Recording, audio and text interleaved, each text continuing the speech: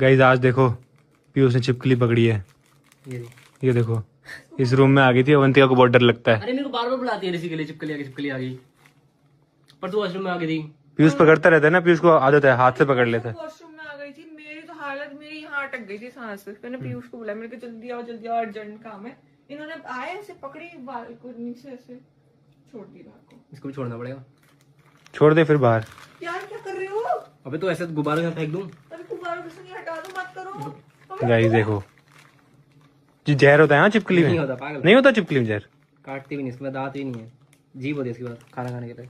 कुछ भी गाइस देखो मैं दांत नहीं आपको होते पीयूष का टैलेंट दिखाता हूँ। गाइस ये देखो छिपकली ऐसे कोई कैसे पकड़ सकता है यार छिपकली को। इसके दांत दिखाता हूँ। मत करो। ये देखो काट ही नहीं रही हो यार ऐसे कोई कैसे पकड़ सकता है छिपकली को यार। कुछ करती थोड़ी, आप भी पकड़ लो। अरे पिलपिली सी होती है यार, मैं नहीं पकड़ पाऊंगा। इसकी हार्ट बीट बहुत तेज हो रखी है।